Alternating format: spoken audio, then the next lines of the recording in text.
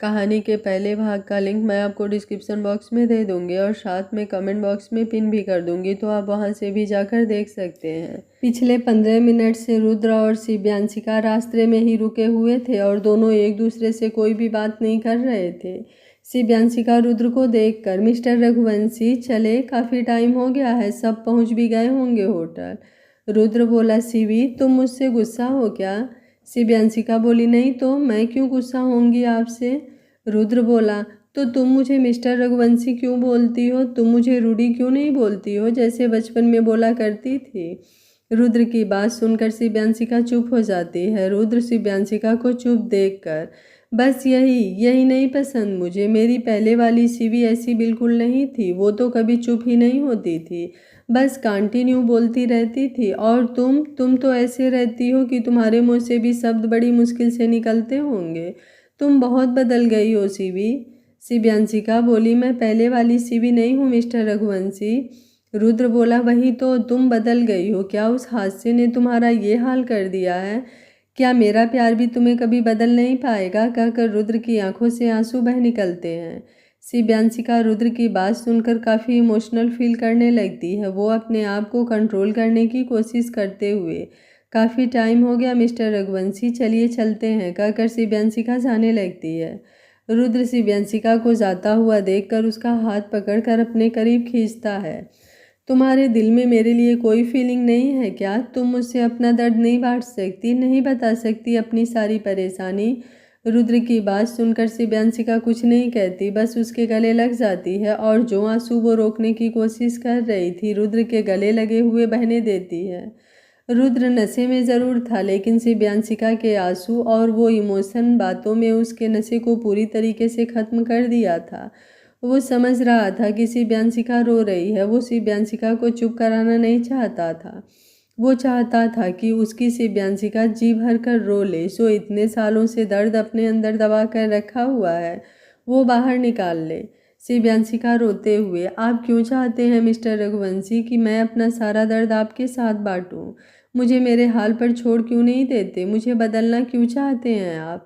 Please मुझे बदलने की कोशिश मत कीजिए। अगर मैं बदल गई तो कमज़ोर हो जाऊंगी और मुझे कमज़ोर नहीं पड़ना है। रुद्र बोला, तो क्या तुम मेरे साथ रहना नहीं चाहती? क्या तुम नहीं चाहती कि मैं तुम्हारी लाइफ में रहूं? शिव्यांशिका रुद्र की बात सुनकर उससे अलग होती है और उसकी आंखों में देखती है। रुद्र शिव्यांशिका को देखकर, बोलो, क्या तुम नहीं चाहती कि शिव अंकल और अंशिका आंटी की तरह तुम मेरे साथ रहो? जो वचन शिव अंकल ने अंशिका आंटी को दिए थे वो मैं तुम्हें दूं। शिव्यांशिका रुद्र की बात सुनकर हैरानी से उसे देखती है। आपको ये सब अभी भी याद है? रुद्र मुस्कुराते हुए, तुमसे जुड़ी कोई भी बात मैं कभी भी नहीं भूल सकता शिवी। शिव्यांशिका मुस्कुराते हुए बोली, चलिए काफ़ी टाइम हो गया है, सब वेट कर रहे होंगे हमारा, कहकर शिव्यांशिका जाने लगती है। रुद्र उसका हाथ पकड़कर अपने करीब खींचता है। एक बार फिर रुद्र के करीब आने से शिव्यांशिका के दिल की धड़कनें शोर मचाने लगती है। वो एक टक रुद्र की आंखों में देखते हुए खो जाती है। रुद्र शिव्यांशिका को देखकर, अब नहीं हो रहा है मुझसे, एक एक दिन कांटे की तरह चुभ रहा है। मैं चाहता हूँ कि तुम अपनी सारी तकलीफ मेरे साथ बांटो। वापस से वही शिवी देखना चाहता हूँ। मैं कोशिश करूँगा तुम्हें बदलने की, पर अगर मैं हार गया, मैं तुम्हें बदल नहीं पाया, तो मैं अपने आप को भी खो दूँगा, कहकर शिव्यांशिका को छोड़ देता है और जाकर बुलेट के पीछे वाली सीट पर बैठ जाता है। रुद्र की बात सुनकर शिव्यांशिका को अपने दिल में कुछ टूटा हुआ सा महसूस हो रहा था। ऐसा लग रहा था जैसे कोई चीज़ उससे दूर जा रही है। वो बिना कुछ बोले बुलेट में जाकर बैठती है और स्टार्ट कर देती है। थोड़ी देर बाद रुद्र और शिव्यांशिका होटल पहुंचते हैं। रुद्र बिना कुछ बोले लड़खड़ाते कदमों से अपने रूम की तरफ चले जाता है। वहीं शिव्यांशिका को रुद्र का बिना बताए ऐसे जाना अच्छा नहीं लगता। पूरे रास्ते ही रुद्र चुप था। उसने एक शब्द भी शिव्यांशिका से नहीं कहा, जिसकी वजह से शिव्यांशिका को काफ़ी बुरा लग रहा था। वो भी बिना कुछ बोले अपने रूम में आती है तो देखती है तारा सो चुकी है। शिव्यांशिका अपने कपड़े चेंज करके सोने की कोशिश करती है, पर उसके दिमाग में बस रुद्र की बातें ही चल रही थी। अब नहीं हो रहा है मुझसे, एक एक दिन कांटे की तरह चुभ रहा है। मैं चाहता हूँ कि तुम अपनी सारी तकलीफ मेरे साथ बांटो। वापस से वही सीवी देखना चाहता हूँ मैं तुम में। मैं कोशिश करूँगा तुम्हें बदलने की, पर अगर मैं हार गया, मैं तुम्हें बदल नहीं पाया, तो मैं अपने आप को भी खो दूँगा। रुद्र की बातें याद करके शिव्यांशिका का सर दर्द करने लगता है। वो अपने कमरे से बाहर निकलती है और नीचे गार्डन की तरफ चली जाती है। इस समय रात के 1 बज रहे थे और गार्डन में कोई नहीं था। शिव्यांशिका वहाँ रखे सोफे पर बैठ जाती है और खो जाती है अपने उस काले अतीत में, जहाँ उसने अपनी आंखों के सामने अपने अपनों को खोया था। खो जाती है उस भयानक दिन की बीती बातों में, जिसकी वजह से वो आज इतनी बदल गई थी। 19 साल पहले रुद्र के बर्थडे के दिन ठाकुर विलासपुरी मच्छी बाजार लग रहा था। सब इधर से उधर भाग रहे थे और उसका रीज़न था रुद्र का बर्थडे। आज रुद्र का बर्थडे यहीं ठाकुर विला में ही होने वाला था और उसी की तैयारी में सब इधर से उधर भाग रहे थे। शिव्यांशिका अंशिका जी के पास आते हुए, मासा मासा हम कौन सी ड्रेस पहने? रूडी को पिंक भी पसंद है और रेड भी। हम उसके बर्थडे पर कौन सी ड्रेस पहने? अंशिका जी बोली, शिव्यांशिका आपको जो पहनना है आप पहन लीजिए। आप इस वक्त मासा को परेशान मत कीजिए, मासा अपने काम में लगी हुई है ना। शिव्यांशिका बोली, पर मासा हमें समझ नहीं आ रहा है हम क्या पहने, हमें रूडी की बर्थडे में सबसे अच्छा दिखना है। अंशिका जी बोली, आप जो भी पहनेंगी अच्छी ही लगेंगी। अभी वैसे भी आपके बाबा सा नहीं है और सारा काम हमें ही देखना है, तो अभी आप हमें परेशान मत कीजिए, आप ये सब किसी और से पूछ लीजिए। शिव्यांशिका मुँह बनाते हुए, ये क्या बात हुई कि हम जो भी पहनेंगे सब में अच्छे लगेंगे? अरे भाई, माना हमने कि हम सुंदर है, पर हमें आज स्पेशल दिखना है मासा। आराधना जी आते हुए, अरे भाई क्या हुआ, हमारी शिव्यांशिका को इतनी परेशान क्यों है? शिव्यांशिका मुस्कुराते हुए, देखिए ना आराधना आंटी, मासा हमें कुछ भी पहनने को बोल रही हैं, हम भला कुछ भी कैसे पहन सकते हैं? हमारे रूडी का जन्मदिन है, हमें सबसे अच्छा दिखना होगा। आराधना जी बोली, बात तो आपकी सही है भाई, आपके रूडी का बर्थडे है और आपको तो स्पेशल दिखना ही है। तो एक काम कीजिए, आप ना अपने रूडी का फेवरेट कलर पहन लीजिए। शिव्यांशिका उदास होते हुए, पर आराधना आंटी, रूडी को तो पिंक भी पसंद है और रेड भी, हम कौन सा पहने? आराधना जी बोली, बात तो सही है, एक काम कीजिए, आप ना पिंक पहन लीजिए। क्यों, आपका रूडी भी आज पिंक ही पहनने वाला है, तो आप दोनों मैचिंग कर लो। शिव्यांशिका खुश होते हुए, अरे वाह, ये तो हमने सोचा ही नहीं, हम आज पिंक ही पहनेंगे। थैंक यू आराधना आंटी, कहकर आराधना जी के गाल पर एक किस कर देती है और जल्दी से भागकर अपने रूम में चली जाती है। आराधना जी हंसते हुए, पागल है पूरी, रुद्र को क्या पसंद है क्या नहीं पसंद है सब पता है, फिर भी कंफ्यूज हो जाती है। अंशिका जी बोली, जानती तो हो आराधना, दोनों को एक दूसरे की पसंद नापसंद पता है, फिर भी भगवान जाने आगे क्या होगा इनका। आराधना जी खुश होते हुए, मैं तो खुश हूँ, मुझे आगे चलकर इतनी अच्छी बहू मिलने वाली है। अंशिका जी बोली, हाँ हाँ, मुझे भी बहुत अच्छा दामाद मिलेगा, कहकर दोनों हंस पड़ती हैं। अंशिका जी बोली, बस बस काम में लगो, अभी शिव जी भी नहीं आए हैं, पता नहीं उन्हें कितना समय लगेगा। तभी शिव्यांशिका वहाँ आते हुए, मासा हम कौन सी हेयर पिन अपने बालों में लगाएं, ये गोल्डन वाली या सिल्वर वाली? अंशिका जी अपना माथा पीटते हुए, हे भगवान, मैं इस लड़की का क्या करूं, रुद्र से ज़्यादा तो ये एक्साइटेड है उसके बर्थडे के लिए। शिव्यांशिका मासूमियत से, बताइए ना मासा। अंशिका जी गुस्से से बोली, तुम्हें तो मैं, कहकर शिव्यांशिका का हाथ पकड़ कर उसे उसके रूम में ले जाती हैं। वहीं आराधना जी बस हंसती रह जाती हैं। तभी डोरबेल बजती है। आराधना जी जाकर डोर खोलती हैं तो देखती हैं वहाँ पर एक लेडी खड़ी थी जिसने पूरे ब्लैक कलर के कपड़े पहने हुए थे। आराधना जी उस लेडी को देखकर, जी आप कौन? इससे पहले कि आराधना जी कुछ और पूछती, वो लेडी अपने हाथ में पकड़ी गन से आराधना जी को शूट कर देती है और आराधना जी दूर जाकर गिरती हैं। औरत अंदर आते हुए, तेरे पति ने तुझे नहीं बताया कि मैं कौन हूँ? मुझे माया को अरेस्ट करके रखा था ना, अब पता चलेगा उसको कि माया से पंगा लेने का अंजाम क्या होता है। वहीं शिव्यांशिका के रूम में अंशिका जी जब गोली की आवाज़ सुनती हैं तो वो किसी अनहोनी की वजह से डर जाती हैं। वो धीरे से कमरे का दरवाज़ा खोलकर देखती हैं तो वहाँ एक अजनबी औरत और बहुत सारे आदमियों को देखकर वो डर जाती हैं। वो शिव्यांशिका को देखती हैं जो इन सब से बेखबर अपने रूडी के बर्थडे की तैयार होने में लगी थी। वो शिव्यांशिका को देखती है जो इन सब से बेखबर अपने रूडी के बर्थडे के लिए तैयार होने में लगी थी। अंशिका जी घबराते हुए शिव्यांशिका के पास आती हैं और उसे पकड़कर कहती हैं, शिव्यांशिका ये सब छोड़कर चलो मेरे साथ। शिव्यांशिका बोली, पर कहाँ मासा? अंशिका जी बोली, मैंने कहा ना चलो मेरे साथ। कहकर अंशिका जी शिव्यांशिका को बेड के पास लाती हैं और बेड के नीचे छुपा देती हैं। अंशिका जी इतना घबरा गई थी कि उनकी आंखों से आंसू बहने लगते हैं। शिव्यांशिका अंशिका जी को रोते हुए देखकर परेशान हो जाती है। शिव्यांशिका अंशिका जी को देखकर बोली, माँ साहब रो क्यों रहे हो? अंशिका जी शिव्यांशिका को समझाते हुए, शिव्यांशिका मासा की बात ध्यान से सुनो, आप बाहर नहीं आना, चाहे कुछ भी हो जाए आप बाहर बिल्कुल नहीं आओगे, ठीक है? वचन दो अपनी मासा को, आप बाहर नहीं आओगे। शिव्यांशिका मुस्कुराते हुए, ओके मासा, हम वचन देते हैं हम बाहर नहीं आएंगे, पर आप रोइए मत। अंशिका जी मुस्कुराते हुए, मेरी अच्छी बच्ची कहकर शिव्यांशिका को चूमने लगती हैं। शायद वो आखिरी बार प्यार दे रही थी। शिव्यांशिका बोली, अरे मासा हमारा मेकअप खराब हो जाएगा। अंशिका जी हंसते हुए बोली, हमेशा खुश रहना मेरी बच्ची कहकर कमरे से बाहर निकल जाती हैं। वहीं शिव जी अभिज्ञान जी के साथ अपने घर आ रहे थे। अभिज्ञान जी वीर जी और शिव जी के साथ ही काम करते थे और वो भी एक स्पाई थे। आज रुद्र के बर्थडे पर शिव जी अभिज्ञान जी को अपने साथ ही ले आए थे। शिव जी और अभिज्ञान जी दोनों ही ठाकुर विला पहुँचते हैं।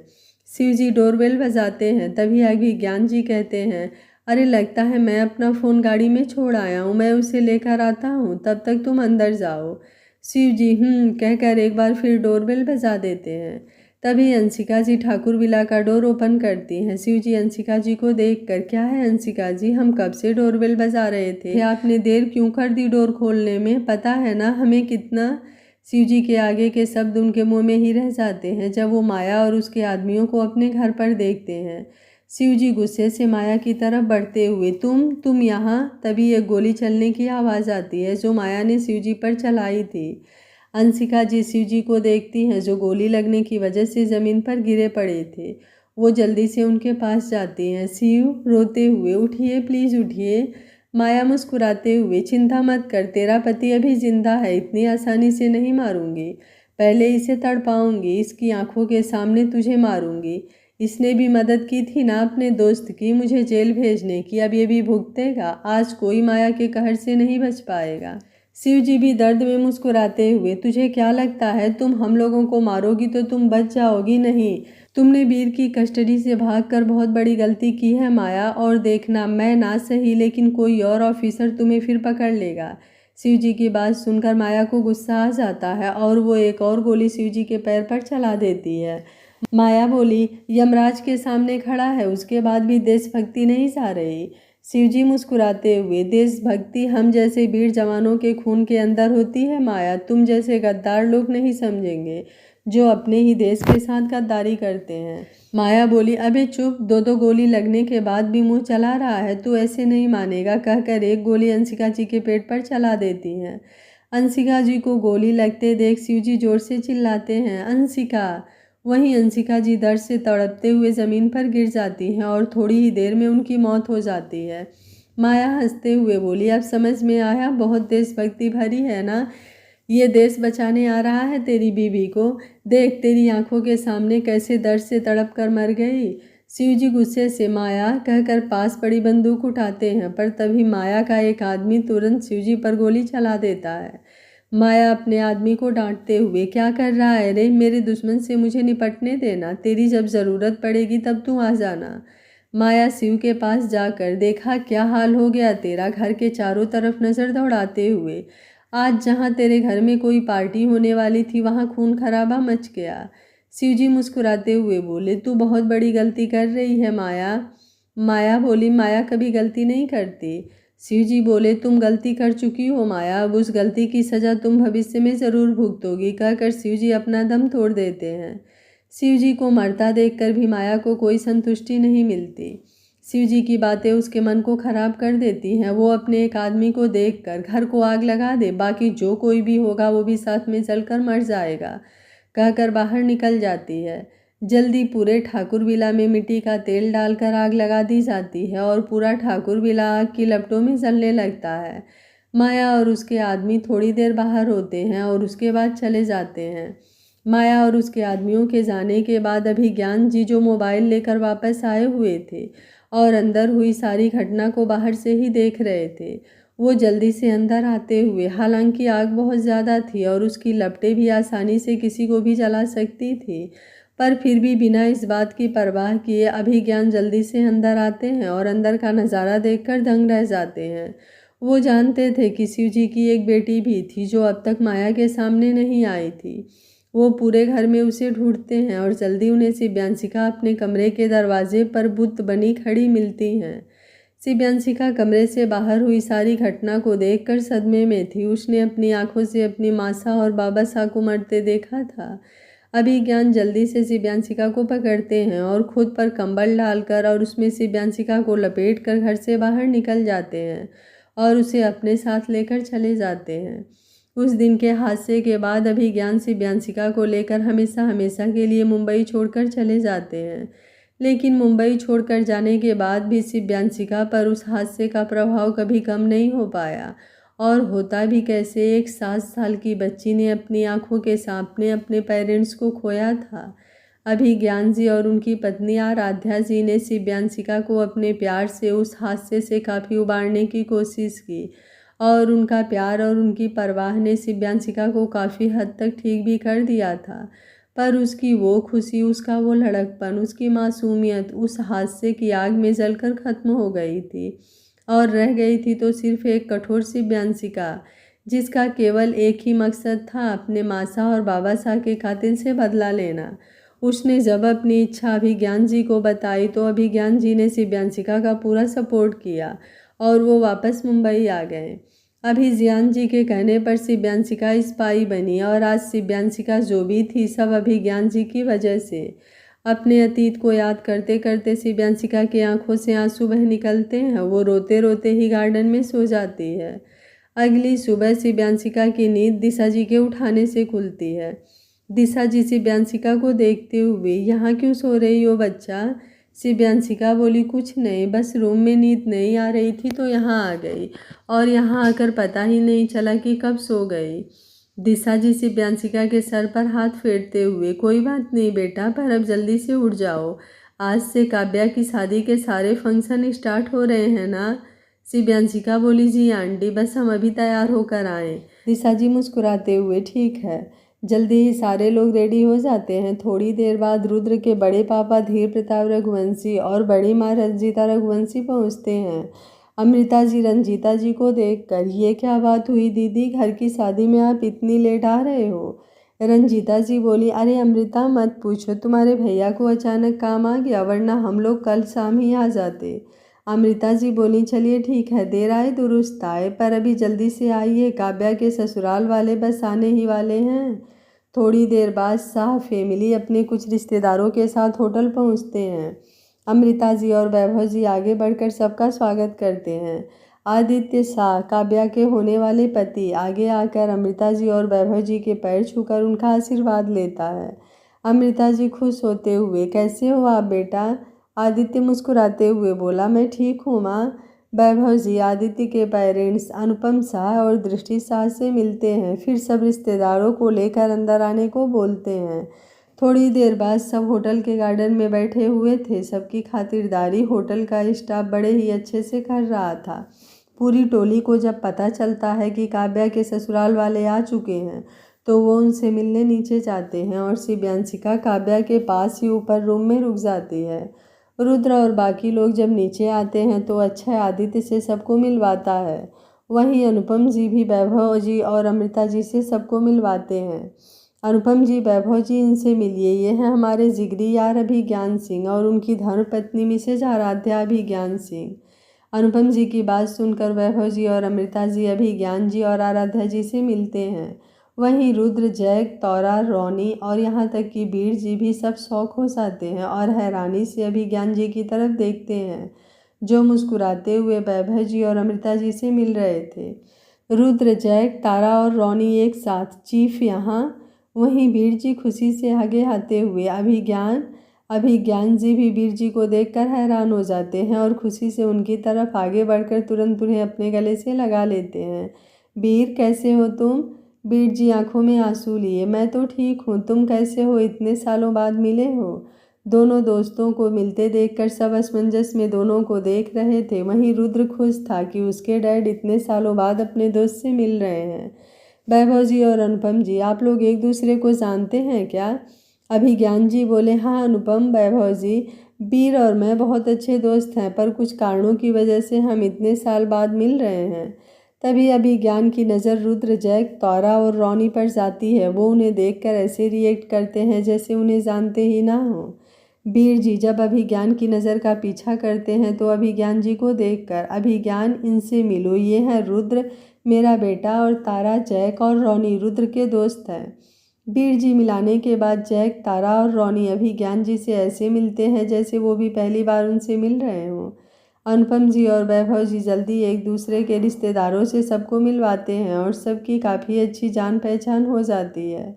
बीर जी अभिज्ञान जी के पास ही बैठकर बातें करने लग जाते हैं। वहीं आराध्या जी भी दिशा जी, वंदना जी, रंजीता जी, अमृता जी और दृष्टि जी के साथ बैठकर बातें करने लगती हैं।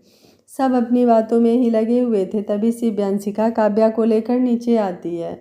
वो इधर उधर अपनी नज़रें घुमाती है। तभी उसकी नज़र पूरी टोली पर जाती है जो आदित्य के साथ बैठकर बातें कर रहे थे।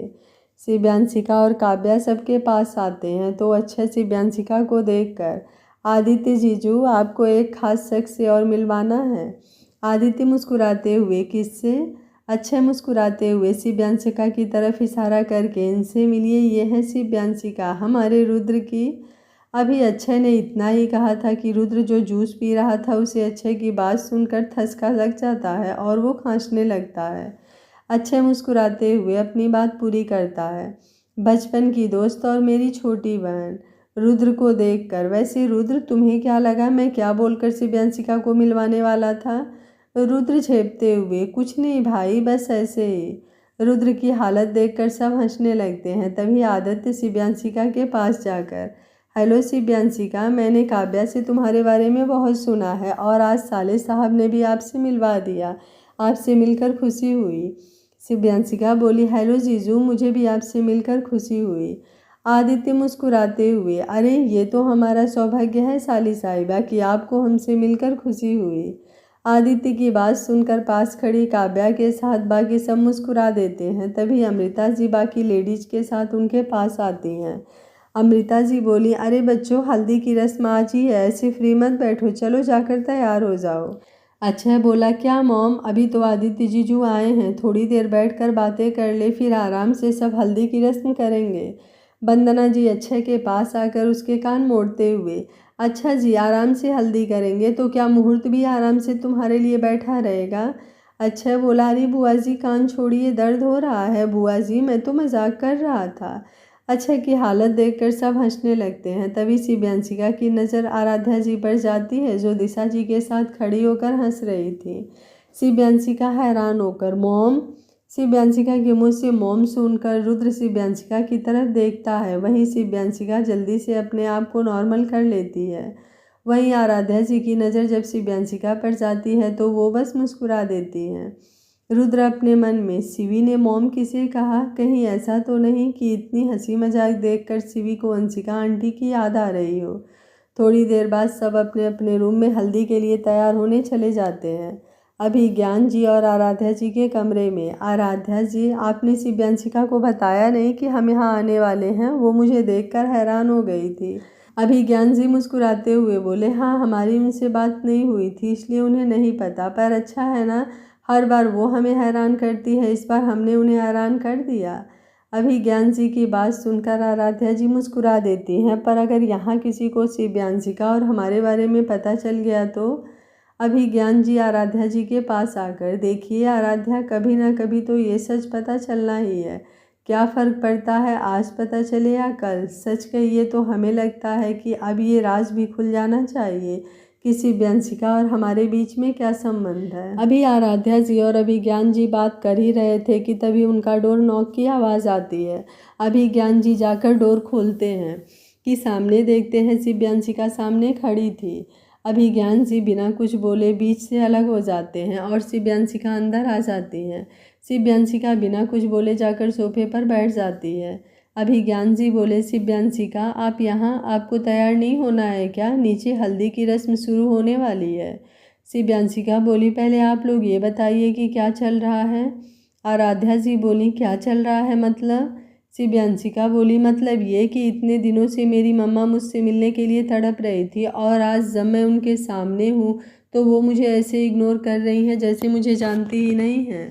शिव्यांशिका की बात सुनकर आराध्या जी हंसने लगती हैं, फिर मुस्कुराते हुए, अच्छा जी, और इतने दिनों से जब आपके डैड आपको कह रहे थे कि आप अपनी मॉम से मिल लीजिए तो आपको एक फ़ोन कॉल करने की इच्छा नहीं हुई अपनी मॉम को, और आज हमने आपको इग्नोर क्या किया, आपको बुरा लग गया। शिव्यांशिका मुस्कुराते हुए उनके गले लगकर, हमें आपकी किसी बात का बुरा नहीं लगता है मॉम। आराध्या जी शिव्यांशिका के सर पर हाथ रखते हुए, हमें माफ़ कर दीजिए शिव्यांशिका, पर अगर हम आपसे नीचे इस तरह से गले मिलते या अपना प्यार आपको जताते तो सबके सवालों का जवाब हमें देना पड़ता जो हम नहीं चाहते थे।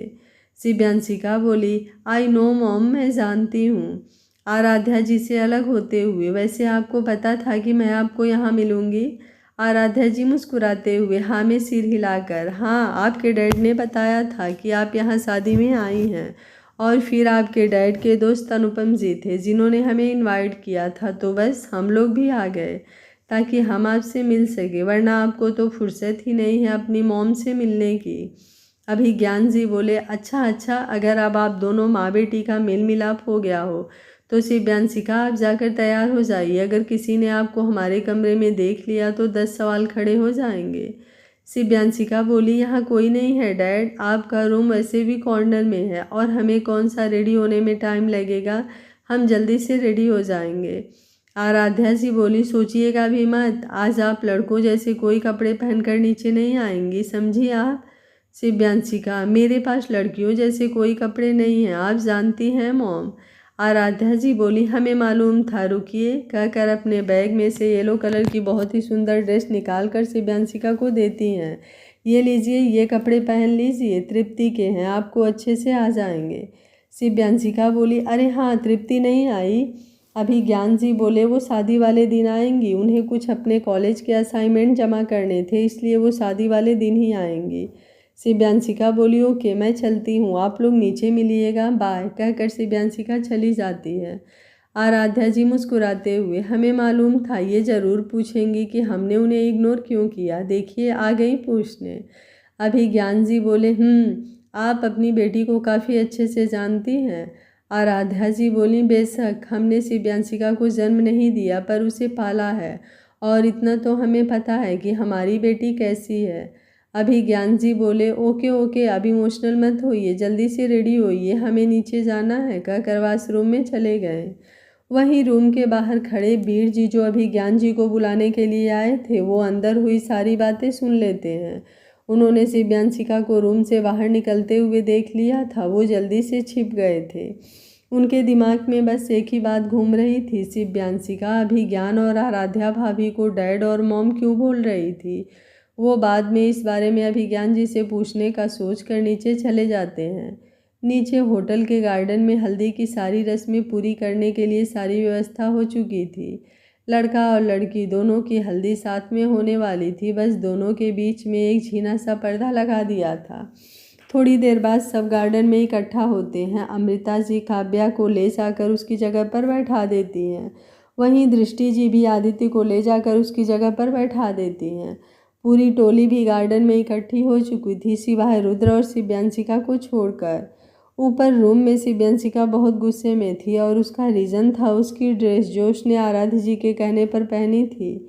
शिव्यांशिका खुद से, सीट यार, कहाँ से मैंने मॉम की दे हुई ये ड्रेस पहन ली, मुझसे तो संभल ही नहीं रही है। पता नहीं बाकी लड़कियां कैसे कैरी करती हैं इतनी हैवी ड्रेस, अब मैं क्या करूं, कहीं ऐसा ना हो कि आगे चलते चलते मैं गिर ही जाऊं। शिव्यांशिका खुद पर गुस्सा होते हुए अपने रूम से बाहर निकलती है और धीरे धीरे खुद को संभालते हुए नीचे गार्डन की तरफ जाने लगती है, पर तभी अचानक उसकी ड्रेस में उसका पैर फंसता है और वो गिरने लगती है। शिव्यांशिका गिरने के डर से जल्दी से अपनी आंखें बंद कर लेती है, तभी दो हाथ शिव्यांशिका को उसकी कमर से पकड़कर गिरने से बचा लेते हैं। शिव्यांशिका जब महसूस करती है कि वो नहीं गिरी तो वो अपनी आंखें खोलती है और सामने रुद्र का हैंडसम चेहरा देखकर उसके चेहरे पर अनजाने में ही मुस्कुराहट आ जाती है। वहीं रुद्र शिव्यांशिका को ऐसे मुस्कुराते हुए देखकर हैरान हो जाता है। वो शिव्यांशिका की मुस्कुराहट में ही खो जाता है। ये शायद पहली बार था जब रुद्र ने शिव्यांशिका की मुस्कुराहट देखी थी। रुद्र खुद को संभालते हुए शिव्यांशिका को सही तरीके से खड़ा करता है। तभी रुद्र की नज़र शिव्यांशिका पर जाती है जो येलो कलर की ड्रेस में गजब की दिख रही थी। रुद्र शिव्यांशिका से देखकर चलो नहीं तो पता चला गार्डन तक पहुँचते पहुँचते अपने हाथ पैर ही तुड़वा लो कर जाने लगता है। शिव्यांशिका रुद्र को पीछे से रोकते हुए, आप मुझसे गुस्सा हैं? रुद्र बिना पीछे मुड़े, तुम्हें क्या फ़र्क पड़ता है मेरे होने ना होने से, मेरे बात करने ना करने से, मेरे नाराज़ होने से? शिव्यांशिका जल्दी से, फ़र्क पड़ता है तभी तो पूछ रही हूँ, सुबह से देख रही हूँ, मेरी तरफ एक नज़र देखा तक नहीं, ढंग से बात भी नहीं कर रहे, क्या बात है? रुद्र शिव्यांशिका के पास आकर, क्या बात है ये तुम बहुत अच्छे तरीके से जानती हो, शायद भूल गई, कल मैंने तुमसे कुछ बोला था। शिव्यांशिका बोली, जो आप चाहते हैं वो मैं नहीं कर पाऊँगी। रुद्र बोला, तो क्या फ़र्क पड़ता है मेरे बात करने ना करने से? शिव्यांशिका बोली, फ़र्क पड़ता है तभी तो बोल रही हूँ, ऐसे मत रहिए। रुद्र बोला, वो वाह, मिस शिव्यांशिका ठाकुर को मेरे नाराज़ होने से फ़र्क पड़ता है। शिव्यांशिका बोली, आप ऐसा क्यों कर रहे हैं मिस्टर रघुवंशी? रुद्र बोला, मुझे यही करना चाहिए मिस शिव्यांशिका ठाकुर, अब मुझे तुमसे दूर ही रहना चाहिए, कहकर चला जाता है। वहीं शिव्यांशिका को रुद्र की बात बहुत बुरी लगती है, उसका दिल रोने का करता है, पर वो खुद पर कंट्रोल करके धीरे धीरे गार्डन की तरफ बढ़ जाती है। शिव्यांशिका जब नीचे आती है तो सबकी नज़र उस पर ही ठहर जाती है। शिव्यांशिका की खूबसूरती सबका ध्यान अपनी तरफ खींचने के लिए काफ़ी थी। शिव्यांशिका जब खुद पर इतने सारे लोगों की नज़र देखती है तो जोर से कहती है, क्या हुआ, मैं बुरी दिख रही हूँ क्या? दिशा जी आगे आते हुए, अरे नहीं बेटा, आप बहुत सुंदर लग रही हो, कहकर अपनी आंखों से काजल निकालकर शिव्यांशिका के कान के पीछे लगा देती हैं। आराध्या जी आगे आकर, हाँ आज आप बहुत सुंदर दिख रही हैं, कहकर शिव्यांशिका की नज़र उतार देती हैं। शिव्यांशिका बोली, ओके, पर आप लोग मुझे ऐसे मत देखिए, अजीब लग रहा है। शिव्यांशिका की बात सुनकर सब मुस्कुरा देते हैं और जल्दी ही हल्दी की रस्म स्टार्ट होती है। सब वर और वधू को हल्दी लगाते हैं। पहले वर को हल्दी लगाई जाती है और उसके बाद वर की जूठी हल्दी वधू यानी काव्या को लगाई जाती है। वर वधू को हल्दी लगाने के बाद सब एक दूसरे को हल्दी लगाने लगते हैं। पूरी हल्दी में शिव्यांशिका का मन उदास ही रहा। उसका रीज़न रुद्र था। उसकी नाराज़गी शिव्यांशिका से सहन नहीं हो रही थी। शिव्यांशिका देखती है रुद्र सबसे अच्छे से बात कर रहा था, सबको हल्दी भी लगा रहा था, पर वो एक बार भी ना ही उसके पास आया और ना ही उसने उसे हल्दी लगाई। शिव्यांशिका रुद्र को सबके साथ हल्दी खेलते देखकर, कितने बुरे हैं ये, सचमुच रूड हैं, रूडी कहीं के, एक बार भी हमें हल्दी लगाने तक नहीं आए, रूडी। वहीं रुद्र शिव्यांशिका को देख रहा था जो खुद से बातें करते हुए आड़े तिरछे मुँह बना रही थी। रुद्र शिव्यांशिका को हल्दी लगाना तो चाहता था, पर अपनी नाराज़गी के चलते वो उसके पास नहीं गया। जल्दी हल्दी की रस्म खत्म होती है और वर वधू को नहाने के लिए भेज दिया जाता है और बाकी सारे गेस्ट को भी फ्रेश होकर लंच के लिए बुला लिया जाता है। शिव्यांशिका का मन काफ़ी उदास था। वो अपने रूम में आकर बैठ जाती है, लंच करने नहीं जाती। वहीं रुद्र भी काम का बहाना करके अपने रूम में ही रुकता है, वो भी लंच नहीं करता। इसी तरह आज का दिन निकल जाता है। कल मेहंदी थी और शाम को ही संगीत, तो होटल का स्टाफ कल की तैयारी में जुट जाता है। शिव्यांशिका अपने रूम में रुद्र के बारे में ही सोच रही थी। वो खुद से, हमें क्या हो गया है, हम क्यों बार बार मिस्टर रघुवंशी की नाराज़गी से इतना परेशान हो रहे हैं? पर हमारी भी तो कोई गलती नहीं है ना। उन्हें ये समझना चाहिए कि हम इतनी आसानी से अपने दिल की सारी बातें नहीं बता पा रहे हैं। ऐसे तो बड़ा सीवी सीवी करते हैं जैसे मान लो हमें कितना ज़्यादा जानते हैं। उन्हें ये नहीं पता कि उनकी सीवी कैसी है, नहीं बता पा रहे हैं अपने दिल की बात, तो उन्हें खुद समझना चाहिए ना। और हम क्या कर रहे हैं, हम अपने आप पर ही गुस्सा कर रहे हैं। पर उन्होंने आज हमसे एक बार भी बात नहीं करी, और करी भी तो ऐसी रूखी सूखी, हमें बिल्कुल अच्छा नहीं लगा। हम क्या करें, कहकर शिव्यांशिका की आंखों से आंसू बह निकलते हैं। तभी एक आवाज़ आती है, तो बात कर लो ना उससे। शिव्यांशिका आवाज़ की तरफ पीछे पलट कर देखती है तो वो काव्या थी, जो हाथ में खाने की प्लेट लिए अंदर आई थी और शिव्यांशिका की सारी बातें सुन ली थी। शिव्यांशिका अपने आंसू पोंछते हुए, दी आपको कुछ चाहिए था क्या? काव्या मुस्कुराते हुए, मुझे कुछ नहीं चाहिए था, मैं तो बस तुम्हें लंच देने आई थी। तुमने किया नहीं था और तुम नीचे भी नहीं आई तो सोचा मैं ही आ जाती हूँ। वैसे रुद्र तुमसे नाराज़ है? शिव्यांशिका काव्या की बात सुनकर धीरे से हाँ में अपना सिर हिला देती है। तो काव्या मुस्कुराते हुए, तो उसे मनाओ। शिव्यांशिका बोली, पर हमें किसी को मनाने नहीं आता। काव्या मुस्कुराते हुए, तू पूरी झल्ली है शिव्यांशिका, अगर मनाने नहीं आता तो किसी से हेल्प मांग लेती, कोई ना कोई टिप्स मिल ही जाती। शिव्यांशिका मासूमियत से, पर हमें किसी से हेल्प मांगना भी नहीं आता। काव्या अपना सर पीटते हुए, भगवान बचाए इस लड़की से, तू लड़की है भी कि नहीं? शिव्यांशिका झूठे गुस्से से, दी आप क्या बोल रहे हो, आप कैसी बातें कर रहे हो, हम लड़की ही हैं। काव्या बोली, और ये हम क्या लगा रखा है, मैं बोल। शिव्यांशिका बोली, जब हम इमोशनल होते हैं तो हमारे मुंह से हमारे लिए हम ही निकलता है। शिव्यांशिका की मासूमियत देखकर काव्या मुस्कुरा देती है, अच्छा ठीक है, अब टेंशन लेना बंद कर। शिव्यांशिका बोली, पर दी मिस्टर रघुवंशी। काव्या बोली, तू चिंता मत कर, मैं हूं ना तेरे साथ, शादी से पहले तुम दोनों की नाराज़गी खत्म हो जाएगी, पक्का प्रॉमिस। शिव्यांशिका खुश होते हुए, सच्ची में दी? काव्या बोली, हाँ। शिव्यांशिका थैंक यू बोलकर काव्या को गले लगा लेती है। काव्या बोली, वैसे एक बात बताऊं? शिव्यांशिका बोली, क्या दी? काव्या बोली, तेरे मिस्टर रघुवंशी जो है ना, उसने भी लंच नहीं किया था, अभी अभी अच्छा लेकर गया है उसके लिए लंच। काव्या की बात सुनकर शिव्यांशिका मुस्कुरा देती है और अपना लंच करने लगती है। वहीं रुद्र के रूम में अक्षय जब आता है तो रुद्र अपने काम में लगा हुआ था। अक्षय रुद्र से उसका लैपटॉप लेकर साइड में रखते हुए, अब ये काम धाम बंद करो और लंच करो। रुद्र बोला, पर भाई मुझे लंच नहीं करना, मुझे भूख नहीं है। अक्षय बोला, पता है तुम्हें कितनी भूख है और कितनी नहीं है, झूठ नहीं बोलो और चुपचाप लंच करो। रुद्र बोला, पर भाई। अक्षय बोला, परवर कुछ नहीं, और बाय द वे उसने भी लंच कर लिया है। रुद्र बोला, आपने देखा? अक्षय बोला, काव्या दी उसके लिए लंच लेकर गई है, वो कर लेगी, अब तुम चुपचाप से करो। अक्षय की बात सुनकर रुद्र हाथ धोकर लंच करने बैठ जाता है। अक्षय बोला, वैसे बात क्या है, देख रहा हूँ ना तो तुम मुझसे बात कर रहे हो ना वो तुम्हारे पास बात करने आ रही है, झगड़ा हुआ है क्या? रुद्र बोला, थोड़ा नाराज़ हूँ। अक्षय बोला, और नाराज़गी किस लिए?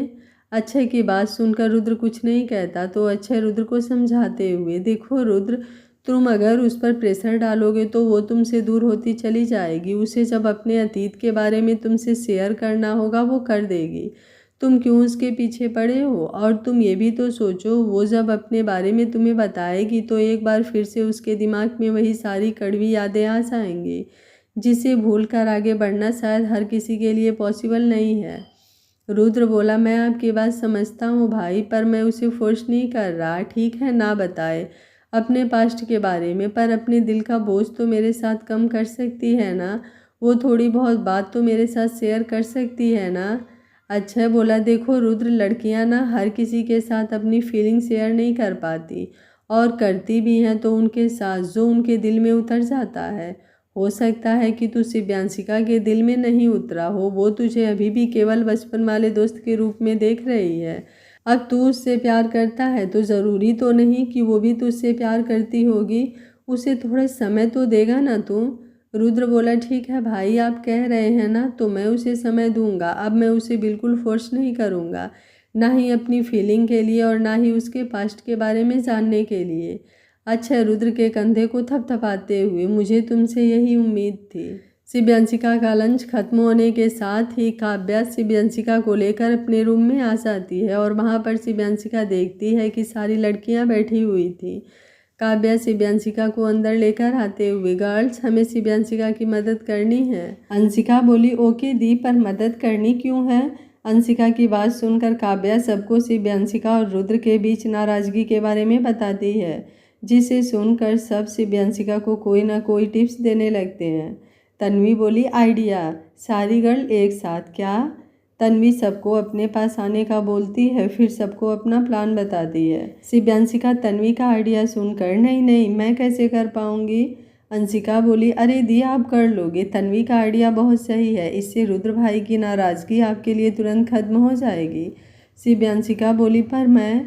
काव्या बोली परवर कुछ नहीं, तुम वही करोगी जो तन्वी ने बोला है। तारा बोली हाँ, बस सब संगीत का इंतज़ार है।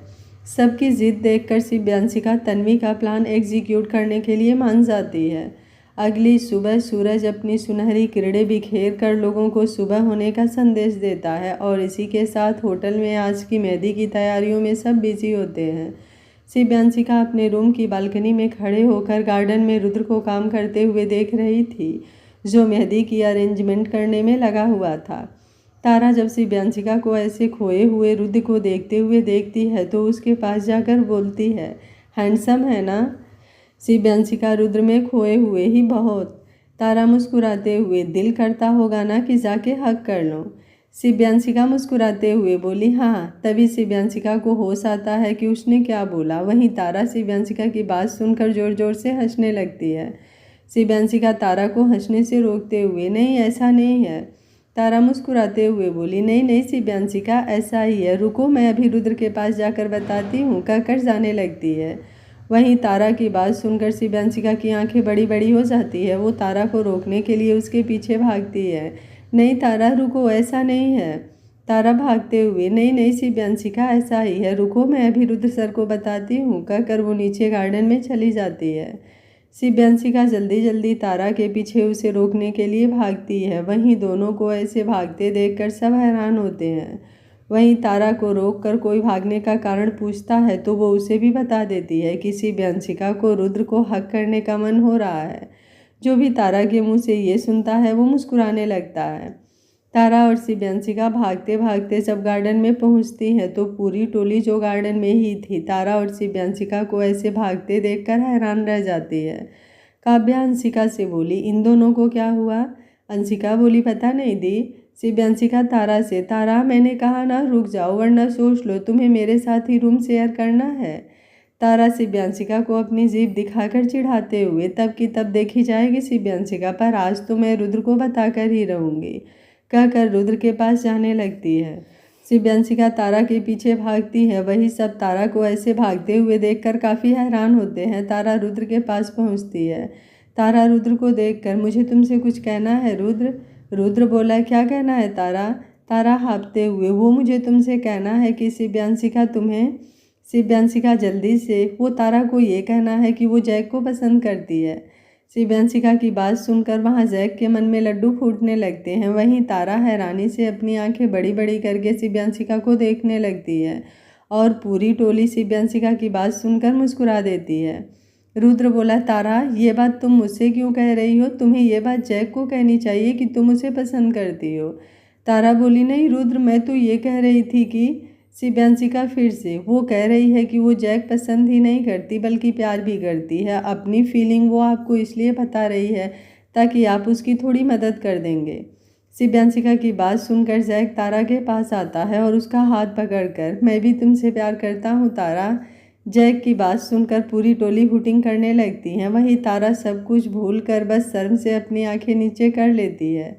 जैक अपनी बात पूरी करते हुए, मेरे पास हिम्मत नहीं थी तुमसे कुछ बात करने की, पर तुम्हारी फीलिंग जानकर मैं खुलकर कह सकता हूँ कि हाँ मैं भी तुमसे प्यार करता हूँ तारा। तारा शर्मा जाती है। उसका वहाँ सबके साथ खड़े होने की हिम्मत ही नहीं होती। वो भागकर जल्दी से ऊपर रूम में चली जाती है। वहीं तारा को जाता देखकर शिव्यांशिका चैन की सांस लेते हुए खुद से कहती है, बच गए। रुद्र, जिसने शिव्यांशिका की बात सुन ली थी, शिव्यांशिका से कहता है, किससे बच गए? शिव्यांशिका हैरानी से रुद्र की तरफ देखकर, हाँ नहीं, वो मैं कह रही थी दोनों को उनकी फीलिंग के बारे में पता चल गया। रुद्र मुस्कुराते हुए, हाँ फाइनली, कहकर रुद्र अपने काम में लग जाता है। वहीं शिव्यांशिका भी वहाँ से चली जाती है। जल्दी ही मेहंदी का फंक्शन स्टार्ट होता है और काव्या के साथ सारी गर्ल्स और लेडीज़ भी अपने अपने हाथों में मेहंदी लगवा लेती हैं। शिव्यांशिका मेहंदी लगवाना तो नहीं चाहती थी, पर आराध्या जी और दिशा जी के जोर देने पर वो भी अपने हाथों में थोड़ी बहुत मेहंदी लगवा लेती है। अब बारी आती है लंच की। सारी गर्ल्स ने तो अपने अपने हाथों में मेहंदी लगवाई हुई थी, तो अब खाना कैसे खाती? तो हर कोई किसी न किसी को अपने हाथों से खाना खिला रहा था। जहाँ सारी लेडीज़ को उनके हस्बैंड खाना खिला रहे थे, वहीं काव्या को आदित्य खिला रहा था, हंसिका को उसका भाई वंश। तन्वी को तरुण खिला रहा था, हालांकि खिला कम रहा था, उसके मुंह में ज़्यादा छपा रहा था, जिससे तन्वी बार बार चिढ़ रही थी। अच्छा देखता है कि शिव्यांशिका अपने हाथों में मेहंदी लगाकर बैठी है पर खाना नहीं खा रही थी। अच्छा शिव्यांशिका के लिए खाने की प्लेट लगाता है और उसके पास चला जाता है खाना खिलाने के लिए। अक्षय बोला, तुम्हारे हाथों में मेहंदी लगी है ना शिव्यांशिका, तो मैं तुम्हें खिला देता हूँ। शिव्यांशिका बोली, नहीं भाई, मुझे भूख नहीं है, मेहंदी सूख जाएगी तो मैं खा लूँगी अपने हाथों से। अक्षय बोला, जब मैं खिला रहा हूँ तो तुम्हें क्या प्रॉब्लम हो रही है? अब चुपचाप मुँह खोलो, मैं खिलाता हूँ।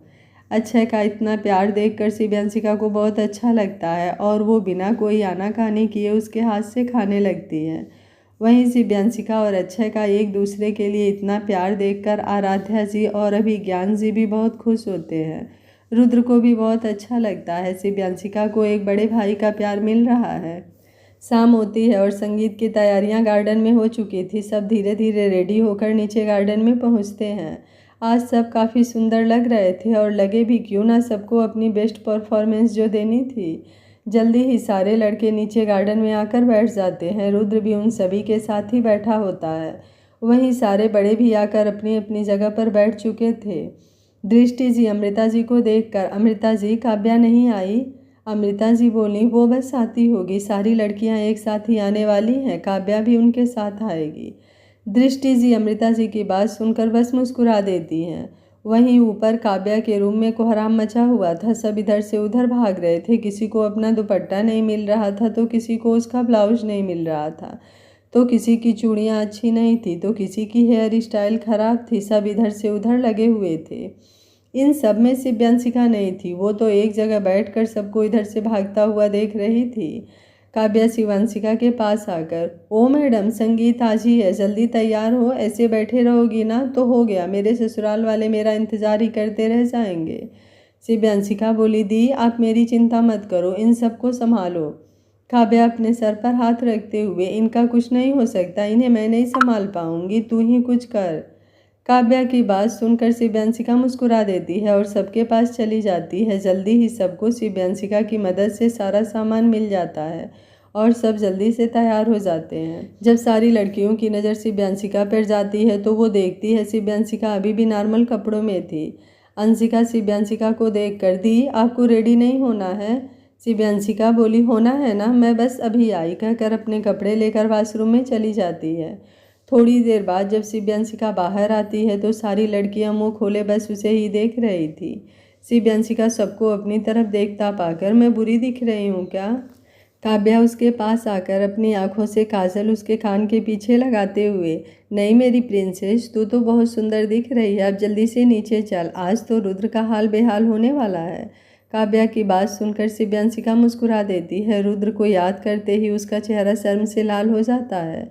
अब शिव्यांशिका धीरे धीरे बदलने लगी थी। रुद्र का साथ और बाकी सारी फैमिली का इतना सारा प्यार पाकर शिव्यांशिका भी खुलकर मुस्कुरा देती थी या फिर गुस्सा हो जाती थी। अब वो अपने इमोशंस खुलकर एक्सप्रेस करने लगी थी। जल्दी ही सारी लड़कियां काव्या के साथ नीचे गार्डन में पहुंचती है।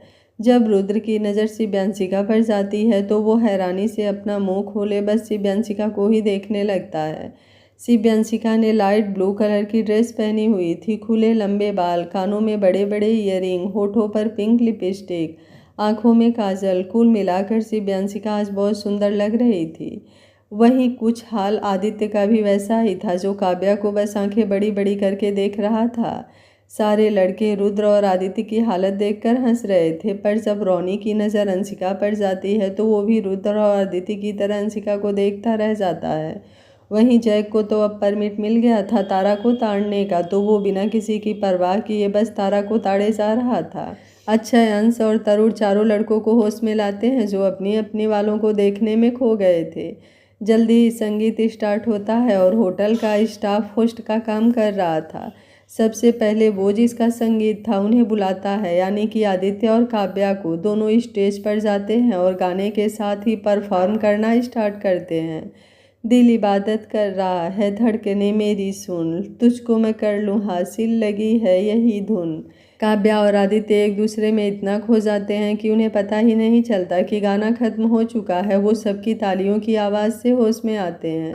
आगे क्या होगा इस कहानी में जानने के लिए देखते रहिए कहानी का अगला भाग। अगर आपको कहानी अच्छी लग रही है तो वीडियो को लाइक, शेयर एंड चैनल को सब्सक्राइब कर लीजिएगा। Thank you for watching. मिलते हैं कहानी के अगले भाग में।